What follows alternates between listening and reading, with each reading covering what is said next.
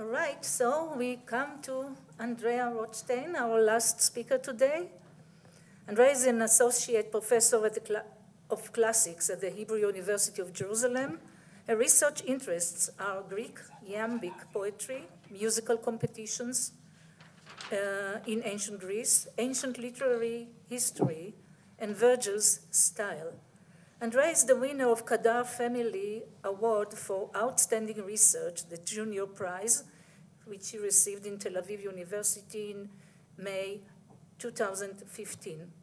Her book, The Idea of Iambos, was published by Oxford University Press in 2010.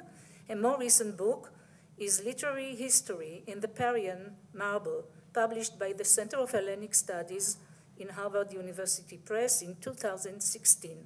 Her paper today, Phoenician Oral Poetry, The Missing Link, examines the Phoenician epigraphical record in the context of extant Canaan poetry. So, Andrea, please.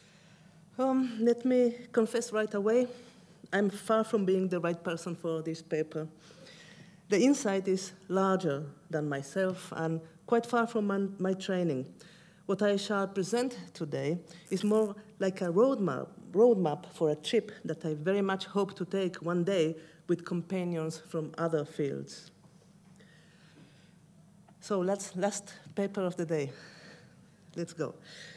Similarities between Mesopotamian and archaic poetry have long been noted, but the similarities' meaning is still a matter of controversy. If, for example, shared motifs between Gilgamesh and the Iliad or Hesiod and Enuma Elish are not merely accidental, but a result of cultural contact, a major question should necessarily be answered: how the geographical and linguistic divide has been bridged.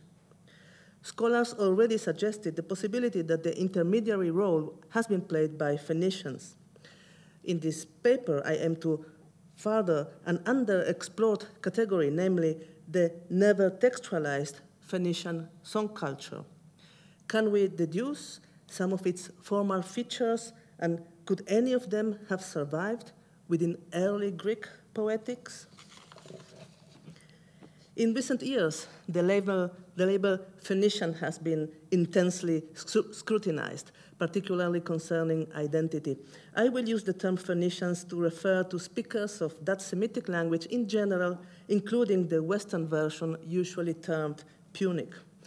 One of the reasons why Phoenicians are a fuzzy category is their vast geographical spread. More than a nation, a network of settlements linked by maritime travel, from northern Israel and the coastal plain of Lebanon to the western Mediterranean, including the African coast.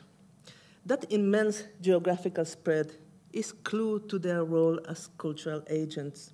Indeed, the archaeological record specifies many sites of actual interaction between Phoenician and Greek speakers, such as Cyprus, Cilicia, Euboea, and others. Phoenicians are often seen as intermediaries between Babylonian poetry and Greek poetry through bilingual scribes or bilingual itinerant poets. Were they able to transmit also something of their own? Here should my paper end. We don't have a body of Phoenician literature. We don't even positively know that it existed.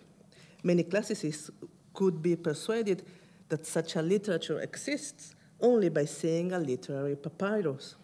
The situation is quite different in the field of Phoenician studies. The spread of about 12,000 inscriptions found across the Mediterranean, even if most of them are short or formulaic, the material evidence for archives and correspondence, a documented vocabulary pertaining to the scribal profession, the references to a literary output found in Greek and Roman authors are all clear evidence of a lost Phoenician literature. It seems the question whether a Phoenician literature existed tends to be answered in harmony with academic affiliation. You will find the most recent stating of arguments in favor and against in the works of Fini and Lopez Ruiz. Usually, the issue of the Phoenician literature is approached mostly from the vantage point of view of hyper-textualized cultures and focuses on epic poetry, cosmogony, and literary hymns. We should ask, however, whether Phoenicians actually did have an oral poetic culture. Anthropologists would probably endorse a positive answer. Material culture identified as Phoenician reveals organized communities whose members must have worked, loved, married, put their children to bed, prayed, mourned their dead. As in many pre-literate cultures, they must have accompanied some of those actions with chanting, reciting, or singing. Poems and songs could have been transmitted from one generation to another without ever being written down. This is common sense, which we may also call a deductive approach. We do have evidence for a Phoenician song culture. Vases, terracotta figures, and seals display musicians, dancers, and musical instruments known also in neighboring cultures: lyre, double flute, tambourine, and cymbals. Music playing probably implies singing. A 5th century BCE accounting list from a temple of Kition in Cyprus mentions singers among professionals to be rewarded. Now, this picture is not hugely afar from early Greek poetry before textualization.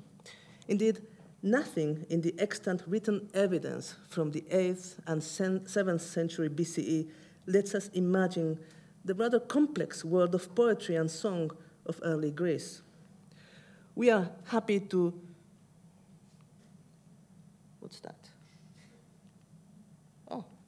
we are happy to distinguish an hexameter in the famous Nestor's cup, or something a bit iambic in a drinking cup from Methone.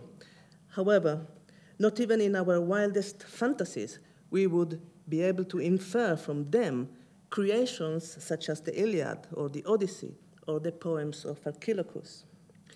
The gap between the poem's contemporary evidence, even with the papyrological testimonies found midway, and the outcome of centuries-long indirect transmission is just too wide.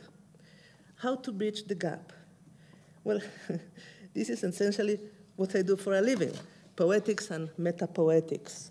We let the poems themselves tell us about their nature and performance. We use statements found in later texts like Plato and Aristotle. We use visual evidence from vase paintings displaying performances and musical instruments to reconstruct occasions and manner of performance. Archaeology and epigraphy supply more, and much later we even have some testimonies of musical notation on stone and papyri. However, it was the comparison with the living oral South Slavic poetry that sparkled the oral formulaic theory. Whether textualization is postulated earlier or later, the hypothesis of oral composition and performance nowadays covers much of early Greek poetry and has achieved the virtual force of an axiom, fundamentally informing how we interpret the evidence in our hands. And I truly wonder, why should we not take a similar methodological path to recover features of oral poetry and song among Phoenician speakers?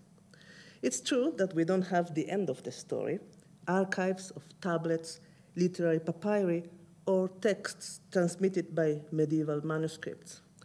But we have something resembling a beginning, a well-documented tradition of poetry written in cognate Northwest Semitic languages. We have, of course, the Hebrew Bible, which can be used to represent a number of genres of Canaan literature. We have earlier narrative and ritual poetry from Ugarit, written in a cuneiform alphabetic script that represents a Semitic language close to Hebrew. Combined research on Ugaritic and ancient Hebrew poetry yielded a deeper understanding of the main features of Canaan poetry, of which I will mention two. First, the recurrence of fixed pairs of words, such as day and night, land and sky, listen, give ear, etc. Ugaritic and early Hebrew poets would have been trained to hold such pairs in mind. It has been further suggested that word pairs could be considered the equivalent of Homeric formulae. A second characteristic of emerging from Ugaritic and ancient Hebrew materials is the structuring of poetry in short units made of two or more cola, corresponding in sound, syntax, and sense. Let me share with you just a couple of well-known examples from the Hebrew Bible. From the first psalm, for Yahweh knows the way of the righteous, and the way of the wicked shall perish. And from the book of Isaiah, for out of Zion shall go forth the law, and the word of Yahweh from Jerusalem. In different languages and genres, word pairs and parallelismus membrorum are characteristic of other ancient Near Eastern poetic traditions along the Hebrew and the Ugaritic. Thus, it would be reasonable to infer that Phoenician poems and songs were similarly structured. Extrapolating oral features from written texts is unavoidable when working on ancient orality. And so it is in the written record that we can look for possible hints about the Phoenician poetic style. Based on their deep familiarity with Semitic poetic traditions, Greenfield, Gibson, Abishur, and others have found traces of poetic style in the older and longer Phoenician inscriptions. For example, in a late 9th century BCE royal inscription from northern Syria. But I was in the hands of the kings, like a fire that consumes the bird, or like a fire that consumes the hand. Aikilamua, the son of Haya, sat upon my father's throne. In face of the former kings, the Mishkabim, maybe, used to whimper like dogs. But I, to some I was a father, and to some I was a mother, and to some I was a brother. We find similar features in a later royal funerary inscription from Sidon, the Eshmunazar inscription, from which comes the following curse. For should any ruler or any commoner open up what is over this resting place, or lift up the box in which I lie, or carry me away from this resting place, may they have no resting place with the shades, and may they not be buried in a grave, and may they have not son or seed to succeed them. Traces of poetic style that include parallelismus membrorum have been also found in the Phoenician history, a cosmogonic text transmitted by Eusebius of Caesarea, which according to ancient sources, Philo of Byblos, translated from Phoenician into Greek. Ugaritic and Hebrew poetry, early Phoenician inscriptions, and a later text of Phoenician inspiration are surely not enough for reconstructing centuries of a Phoenician oral poetic tradition, but they suffice to suggest what may be salient formal features. As other Canaan poetry, Phoenician oral poetry could have been characterized by word pairs and parallelismus membrorum. What kind of Phoenician songs can we envisage? Did they have hymns and narrative poems as found in the written records of neighboring cultures? We don't know. But on the basis of anthropological work on oral cultures and of the iconographical evidence, we may safely guess that they did have songs and prayers accompanying religious rituals and processions, marriage songs, lullabies, and funerary laments. Herodotus notes an Egyptian lamentation in which the Greeks, which the Greeks call linos, sung in Phoenicia, Cyprus, and elsewhere under different names. There was probably some correspondence to lyric poetry for occasions of ritualized commensality and conviviality, such as the Marzeach, an equivalent to the Greek symposium. This general picture will benefit, of course, from the work currently being done in archaeomusicology in a broad comparative context. Back to the beginning, Phoenician speakers were at the right time and the right places to act as agents in cultural interactions between early Greeks and the East. A variety of channels were indeed available: merchants, mercenaries, itinerant artisans, bilingual poets, musicians or scribes, and also, as Lopez Ruiz has pointed out, through intermarriage in families blessed with bilingualism. I will be happy to know more about Phoenician wet nurses and child nurses in Greek-speaking families, most probably slaves or former slaves, and think about the possible transmission of poetic patterns in early childhood.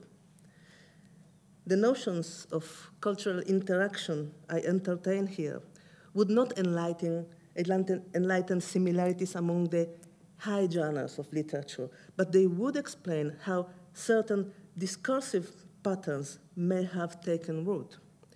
Literacy apart, parallelismus membrorum is a highly translatable feature, easily adaptable from one language to another. Indeed, similar phenomena bearing a variety of terms can be found in Greek poetry in a positional or paratactic context. Parison, isocolia, sats parallelismus, dicolon abundance, theme and variation, appositional, explanatory, and metonymic extensions, doublets, fillers, or padding. The plurality of terms reflects the lack of a common assessment. Although a parallelistic style does not seem to be typical of Homer, yet Daphna Cohen-Baratz has noted 3 instances resembling the expanded column typical of Hebrew and Ugaritic poetry. Here is one of them. Now I am going to face him, even if his hands are like fire, if his hands are like fire and his strength like gleaming iron. Hesiod's poems are more promising. Here is an example from the Works and Days. But countless other miseries roam among mankind. For the earth is full of evils, and full is the sea. And some sicknesses come upon men by day, and other by night.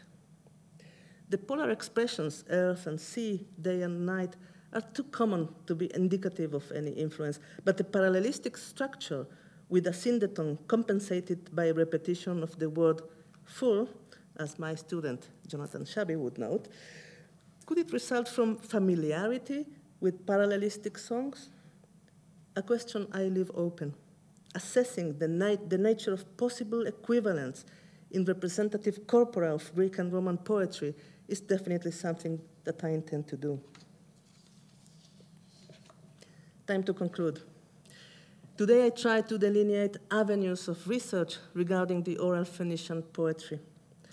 The notion may be obvious for our colleagues in the field of Semitic studies, but we, the classicists here, would benefit from giving it some consideration.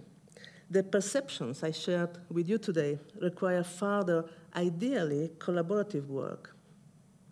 To the comparative agenda, it would be appropriate to add the formal or stylistic domain. I see my role in such a project as the person mapping out features similar to parallelismus membrorum in Greek and Roman literature.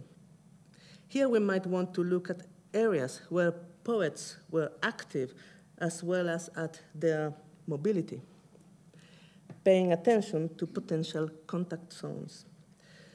Perhaps we might acknowledge at the end of the journey that parallel expressions are a poetic universal, unrelated to any specific cultural contacts. But the journey itself will help us learn to appreciate a poetics of redundancy and polarization. Still, who knows, perhaps in diverse languages, something of the Phoenician oral poetry had, after all, become textualized. Thank you. Thank you very much, Andrea, for this fascinating talk and illuminating perhaps the missing link. Any questions? Jacob?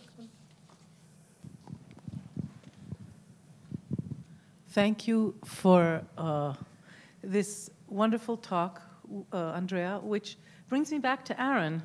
I don't know, I'm always fascinated with the translatability of style and stylistic elements.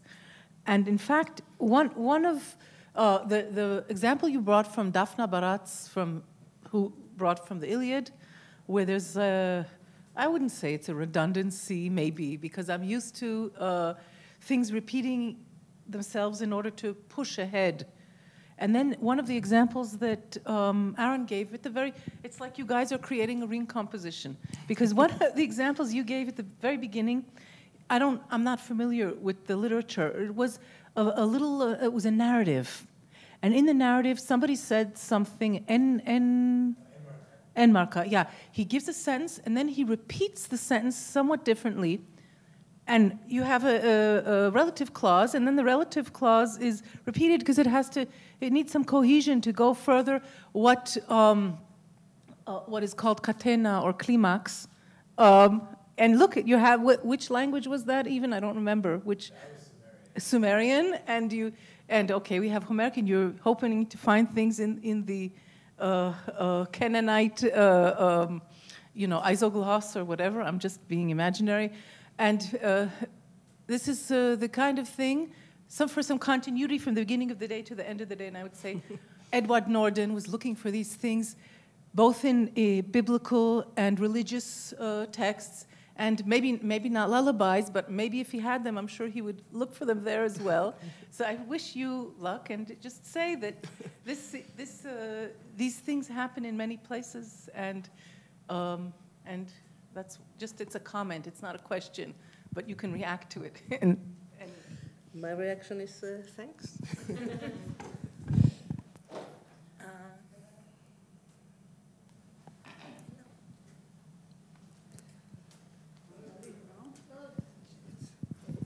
It's just a really short remark to finish Dana's argument.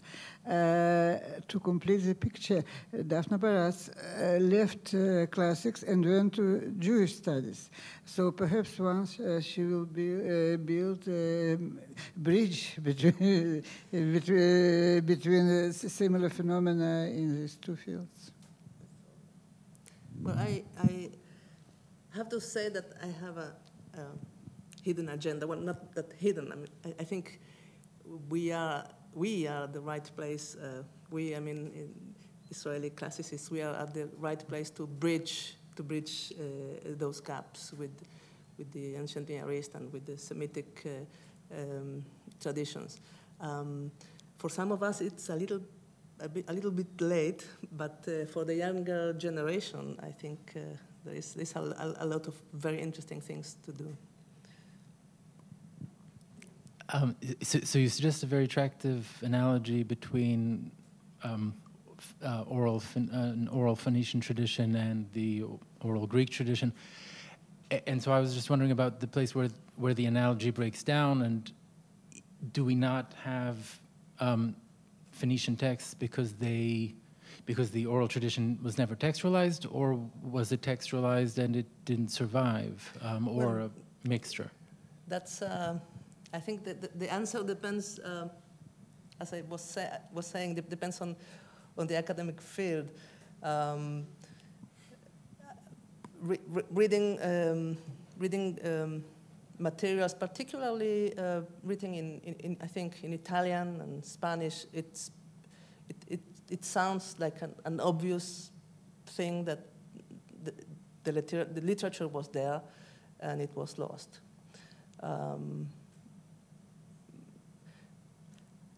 I mean, if a papyrus would emerge with a Phoenician text and it was literary, my guess would be it's a prayer, it's an incantation, a short song. That's my what I would expect, not a major work of poetry. But you were asking about oral tradition, no? Okay, anyone else? Sorry? Yes, בזום.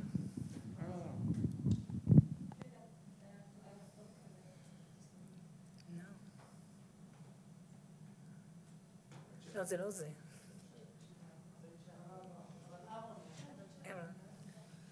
זה לא זה, זה לא זה, זה לא זה.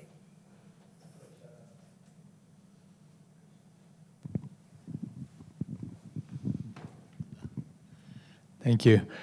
I'm wondering whether it might be helpful to refine what link we're looking for. What is missing here? Because when you talked about elements of narratives, so Gilgamesh winds up in Greece somehow, or elements of that story, that could be conveyed, of course, in prose, or it could be someone sitting on the dock of a harbor telling a story. It doesn't have to be a professional storyteller. It doesn't have to be a poet or a bard. If we're just thinking about narrative elements, it could be far less formal than a literary tradition. Your direction seems to be thinking of a literary tradition, but then I wonder whether we actually don't see enough on the other end. Even if those examples, which I don't know, they didn't seem all that compelling to me, but even if you find a couple of examples of staircase parallelism in early Greek poetry, that's not a profound effect that we might expect to see if this is really a continuous literary tradition of poets who had been composing and then transmitting their poetry. So I'm wondering whether what you're positing is actually way more than what we need to explain the two ends of the data here. I'm not thinking about narrative elements. No, I mean, that's for others to do. I am really focused on features of style. Mm-hmm.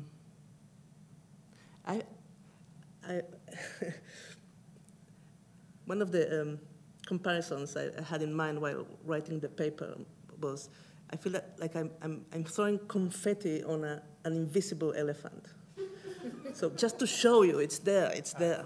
Or what Deborah was saying earlier,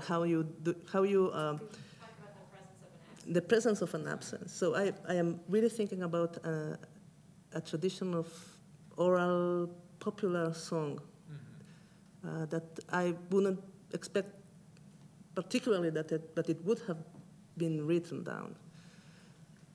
But if the picture that I am trying to draw of interaction is somehow correct, then the patterns could have been transferred independent of the language. So like a background way of, this is how we do special discourse, this is how we sing or recite. Andrea, we have a comment here on chat from Manuela Giordano. Thanks for a thought-provoking paper. Would you agree on the fact that lyric poetry being memorized through music would make the transcultural transmission more viable? Sure, yeah, I think, oh, sorry. I think more about song than about poetry without music. So yeah, song would be, music is a fantastic mnemonic tool. So yeah. May I take the opportunity to ask you a question? Since you showed us some funerary inscriptions, could we assume that this oral poetry that you are looking for was related more to religion, to ritual, not especially what you thought folklore poetry, but maybe it started as prayers, as rituals? Well, this is the thing. I'm thinking about what we know from anthropology, that what we know people sing everywhere, yeah. and what we find in the inscriptions and in the texts. which are completely different genres. Yeah, no, just So- because you showed us this parallelismus, and all these elements that are common to Hebrew or to the Bible language and the Ugarit, maybe it's something that started as prayers, as ritual, and then, it was transformed into inscriptions, into maybe more secular poetry. But in my the work I've done already, I was sure that I was going to find a lot of tautology or polar expressions in the literary hymns that we have, the Greek literary hymns that we have, and it's not. It's not there in a significant way. But I found a lot in Virgil, if I may jump in time and place. Okay, thank you very much, Andrea. Thank you. This fascinating talk. And before we disperse, a few messages. Tomorrow we move to the Hebrew University of Jerusalem, to the Meyersdorf Faculty Club, room 405, for those who don't know.